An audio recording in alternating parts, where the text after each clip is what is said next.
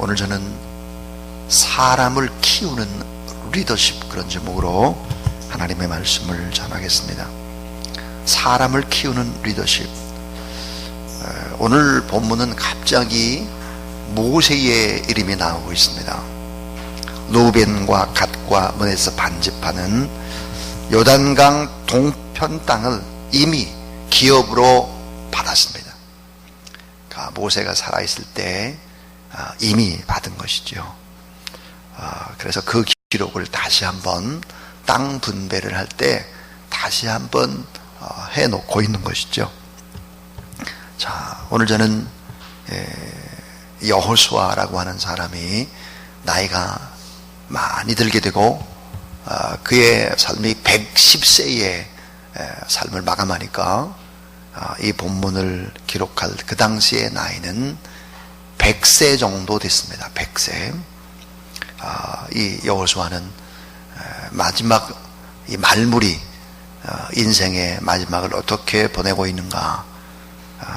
저는 오늘 본문 속에서 사람을 잘 키워내는 그런 리더십을 발휘하고 있는 여호수아의 모습을 봅니다. 오늘 말씀 속에서 네 가지의 중요한 부분들을 생각해 보겠습니다. 그 하나가, 첫 번째가 자신의 한계를 인정하는 지도자입니다. 자, 자신의 한계를 인정하는 지도자. 리더십에 있어서 아주 중요한 것은 자신의 한계, 나의 부족함과 나의 문제를 잘 아는 것입니다. 인간은 조금만 힘을 가지면 금세 자신을 착각합니다. 무슨 일이라도 할 수 있는 것처럼, 무적의 존재인 것처럼 그렇게 교만해지고 기고만장하고 그렇게 하는 사람들이 참 많죠. 그리고 그 높은 그 자리에서 영원히 영향력을 행사하는 사람처럼 그렇게 행동할 때가 참 많습니다. 위대한 지도자 여호수아에게 그 한계가 왔습니다. 그 한계는 무슨 한계일까요? 그 하나가 건강의 한계입니다. 나이가 110세에 이제 죽게 되는데 한 100세쯤 됐으니까 건강의 한계가 온 것입니다. 또 하나 이제 능력의 한계죠. 능력의 한계. 세월의 한계가 온 것입니다. 참 대단한 전무후무한 위대한 지도자 여호수아에게도 한계의 시간이 다가오고 있습니다. 자, 자신이 해야 할 중요한 과제가 무엇인지를 원칙을 세우고 그것을 하나하나 해나간다고 하는 것은 지도자로서 정말 얼마나 중요한 분별력이고 판단력인지 모르겠습니다. 여호수아는 자신의 한계를 인정합니다. 그리고 준비를 하게 됩니다. 어떤 준비를 하게 될까요? 두 번째는, 자, 따라해서 철저한 공정성을 유지하는 지도자. 자, 철저한 공정성을 유지하는 지도자 여호수아의 모습을 보게 됩니다. 자, 이제 땅을 이제 분배를 하게 되는데요.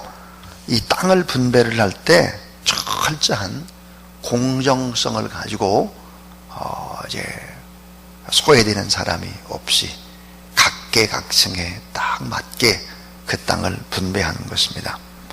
여호수아와 이스라엘 민족 전체가 목숨을 걸고 7년 동안 싸운 그런 가나안 땅을 12지파에 골고루 배분하는 일은 여호수아가 아니면 결코 할 수 없는 일입니다. 긴 세월 동안 권위를 인정받은 여호수아만이 진두지휘할 수 있는 것이 바로 땅의 분배였습니다. 이 땅을 분배할 때 12지파에게 아주 선명한 원칙을 가지고 있었습니다. 어떤 원칙이 있었을까요? 그 하나가 뭐냐면 각 대표자들을 뽑게 되는데 그 대표자들을 이렇게 뽑습니다. 자, 정치, 군사, 행정. 자, 정치나 군사나 행정의 책임자는 여호수아입니다.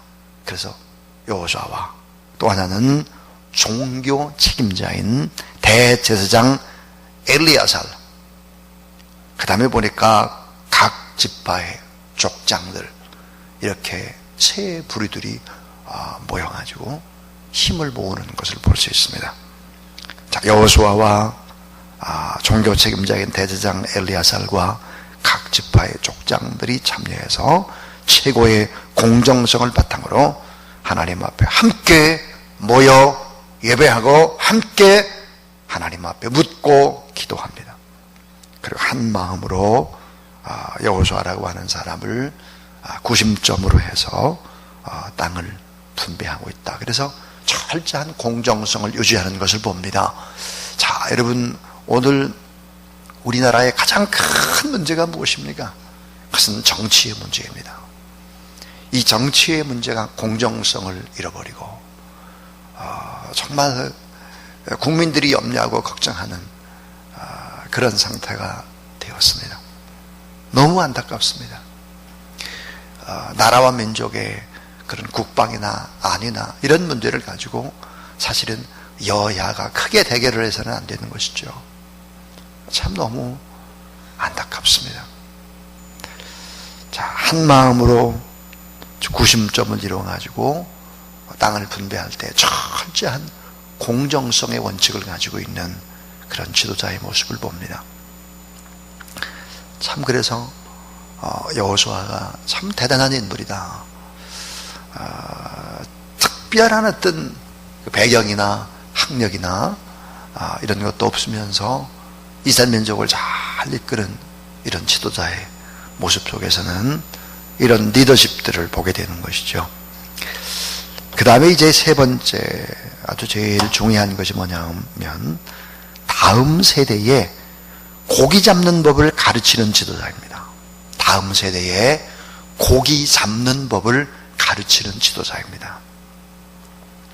자, 하나님이 여호수아에게 분배하라고 명령하신 땅의 상당 부분은 완전 정복한 땅이 아닙니다.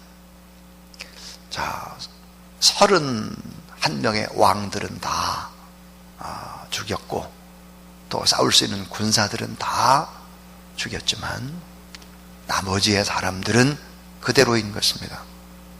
그러니까 사람들은 남아 있습니다. 그 민간인들, 이 사람들을 사실은 이제 하나하나 잘 점령해 가야 되는 것이죠. 완전 정복이 다 끝나지는 않은 것입니다. 완전 정복이 다 끝나지 않은 땅을 미리 기업으로 분배를 하는 것입니다. 여기에는 아주 깊은 뜻이 담겨져 있습니다. 이 깊은 뜻이 뭘까요? 다음 세대에게 고기 잡는 법을 가리키면서 7년 동안 여호수아와 함께 이스라엘 백성들이 하나님의 뜻에 맞춰서 연전연승했던 그 법을 다음 세대에 가르치고 있는 것입니다. 자, 그 다음 세대에 미리 기업으로 땅을 분배하면서 가르치고 있는 깊은 뜻은 무엇일까? 이런 것입니다. 그 하나가 뭐냐면 따라하세요. 하나님의 약속을 의심치 말라. 하나님의 약속을 의심치 말라. 가나안 땅을 다 완벽하게 주겠다고 한 하나님의 약속을 의심하지 말라. 믿음을 가지라 하는 것입니다. 젖과 꿀이 흐르는 이 귀한 땅이 어떻게 되느냐? 두 눈으로 똑똑히 보거라.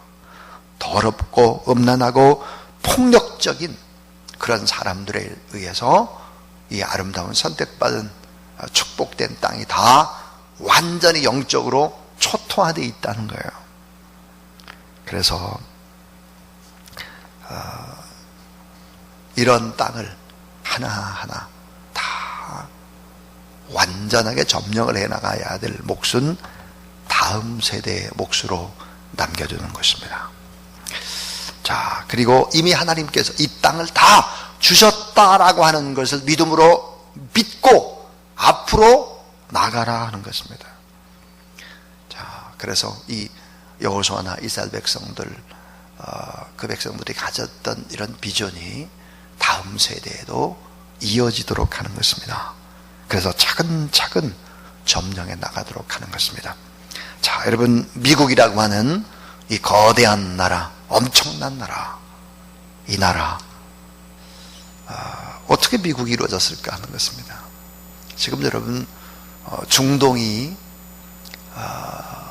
유가 때문에, 기름값 때문에 중동이 아주 어려운 상황이죠. 그 모든 것을 조절하는 것은 미국입니다. 왜냐하면 미국에, 여러분, 텍사스라든지 알래스카라든지 미국의 전역에 흩어져 있는 이 기름의 매장량, 그것은 뭐 엄청난 것입니다. 텍사스산 원유를 생산하기 시작을 하면 완전히 중동 지역은 어려움을 겪을 수밖에 없는 거죠. 거대한 나라, 힘 있는 미국, 어떻게 이 미국이 시작됐을까 하는 것입니다. 그것은 바로 영국에서 신앙의 자유를 찾아서 메이플라워를 타고 대상을 건넜던 믿음의 사람들에 의해서 미국이라는 나라가 시작이 되는 것입니다. 미국의 동부 보스턴에서 가까운 항구에 이들이 도착을 하죠. 이 보스턴은 겨울에 가보면 눈이 한번 오면 1m, 2m씩 옵니다. 춥습니다. 그 속에서부터 차근차근 이 땅을 점령해 나가기 시작하죠. 미국이라고 하는 광활한 이 대륙을 개척하는데 시간이 얼마나 걸렸을까? 150년 걸렸습니다. 150년. 자, 그러니까 차근차근 그 땅을 점령해 가는 것입니다. 그래서 대부분의 이제 미국의 좋은 대학들이 다 동부에 있습니다. 동부.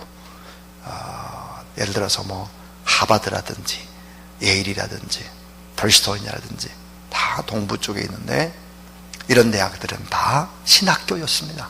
작게 성경학교로 시작해가지고 명문대학이 됐죠. 그 나중에 이제 점점 점령을 해가지고 서부까지 다 점령을 하는데 바로 150년 걸렸습니다. 그렇듯이 이 다음 세대에 고기 잡는 법을 가리키면서 스스로 노력을 해서 살아가는 법을 가르치는 것입니다. 비전을 보여주고 일터를 주는 것입니다. 자, 비전을 보여주고 일터를 주는 것이 제일 중요한 것이죠. 그러니까 손을 움직이고 발을 움직여서 그 땅을 점점점 만들어가는, 가꾸어가는 그런 시간들이 다음 세대에 주어진 것입니다. 그래서 다음 세대에 고기 잡는 법을 가르치는 이런 지도자 여호수아의 모습을 보게 됩니다. 근데 오늘 본문 속에서 또 아주 중요한 네 번째가 있습니다. 따라하세요. 마지막까지 모범이 되는 지도자. 마지막까지 모범이 됩니다. 마지막까지. 자, 이스라엘 민족의 통일성을 강조하면서 서로 끝없이 배려해 줄 것을 강조하면서 경쟁하지 말 것을 이야기하면서 영적 리더십을 특별히 존중할 것을 부탁을 합니다. 그 영적 리더십 가운데 핵심이 되는 것이 바로 레위 지파인데요. 레위 지파에게는 특별히 땅의 기업을 분배해 주지를 않았습니다. 레위 지파는 땅이 없습니다. 다시 말하면 레위 지파는 다 뿔뿔이 다 흩어졌습니다. 자, 레위 지파의 리더들은 각 지파의 마을에 곳곳에 흩어져서 살도록 했다 하는 것입니다. 아주 중요한 건데 이게요. 자, 무슨 말이냐? 장사를 하든 농사를 짓든 들에 있든 산에 있든 모든 것은 다 하나님과 깊은 관계를 가지고 있기 때문에 이 레위 사람들이 꼭 있어야 된다는 거예요. 어디나 어느 집하나 어느 곳이나 다 하나님의 일을 전적으로 하고 중보기도 하고 축복하고 영적으로 돌보고 이렇게 하는 사람이 다 흩어져 있어야 된다는 거예요. 그러니까 이 레위 지파는 하나님을 기업으로 삼고 살아가라. 사람을 의지하는 것이 아니라. 오늘 우리가 누굴까? 여호와 하나님을 기업 삼고 하나님만 바라보며 여러분이 있는 그 자리가 예배의 처소가 되고 기도의 장소가 될 수 있기를 주의 이름으로 축원합니다. 여러분의 직장의 자리도 레위인의 자리입니다. 꼭 그곳에서 기도하고 복음을 전하고 사람들을 영적으로 이끌어가는 자리가 되어야 한다. 그런데 땅을 분배할 때 이 원칙을 보게 되면 참 정말 나중에 이제 제비 뽑기를 해서 기도한 후에 땅을 분배를 하게 되는데, 여러분 여호수아는 정말 제일 높은 지도자 아닙니까? 제일 높은 지도자라고 한다면 맨 먼저 땅을 분배받는 것이 원칙일 텐데, 성경을 자세히 읽어보면 참 의미심장하게도 여호수아는 맨 나중에 기업을 분배받는 것을 봅니다. 맨 나중입니다. 참 아름다운 삶의 모습 같습니다. 맨 나중. 여러분 다 주님의 지도자입니다. 여러분이 좋은 것을 먼저 이렇게 취하고 여러분이 먼저 우선순위 그런 자리에 앉고 이렇게 한다면 여러분 절대로 리더가 될 수 없습니다. 리더는 그렇게 해서 되는 것이 아니에요. 맨 나중에 자기의 이득과 자기의 편함과 이런 것은 맨 나중에 해야 하는 것이죠. 다른 사람을 다 먼저 축복하고 잘되게 하는 것입니다. 교회가 무엇입니까? 바로 이런 것입니다. 목회자나 장로님이나 권사님이 앞장을 서지 않으면 교회는 절대로 건강할 수 없습니다. 절대로. 이건 절대입니다. 건강한 교회의 구조를 보십시오. 여호수아는 맨 나중이었습니다. 예수 그리스도, 그분은 맨 나중에 섬기는 자의 모습이었습니다. 이게 바로 사람을 키우는 여호수아의 리더십이었다. 땅의 분배를 놓고 우리가 깊이 생각해 봐야 될 일들이었다 하는 것입니다. 이제 13장 이어서 14장에 보면 13, 14장에 땅을 분배하는 얘기들이 쭉 나옵니다. 이게 왜 이렇게 지루한 거를 계속해서 이렇게 써놓나? 여기엔 이런 깊은 의미가 있습니다. 이런 것을 알고 또 이제 딱딱한 것 같으나 성경을 자세히 들여다보면 거기엔 또 다른 하나님의 말씀하시는 깊은 의미가 있습니다. 오늘 저는 사람을 키우는 리더십 그런 제목으로 여호수아의 땅의 분배의 모습 속에서 배우는 교훈을 4가지로 얘기했습니다. 자신의 한계를 인정하는 지도자, 건강의 한계나 능력의 한계나 세월의 한계, 이런 한계, 그것을 스스로 인정하고 철저한 공정성을 유지하는 지도자, 다음 세대에 고기 잡는 법을 가르치는데 온 힘을 기울이는 지도자, 마지막까지 맨 나중에 기득권을 내려놓는 그런 여호수아의 모습은 참 의미심장한 모습을 보여줍니다. 오늘 여러분은 다 하나님의 자녀이기 때문에 높고 크시고 위대하신 힘 있는 하나님, 그 하나님의 자녀이기 때문에 여러분은 다 지도자입니다. 이런 사람을 키우는 리더십을 가지고 또 하나님 앞에 승리하는 그런 귀한 여러분 주변에 축복된 사람들이 많이 모이는 그런 여러분 되길 주의 이름으로 축원합니다. 더 많이 나누십시오. 더 많이 베푸십시오. 더 많이 대가를 바라지 말고 따뜻한 마음으로 섬기는 그런 여러분 되기를 축복합니다.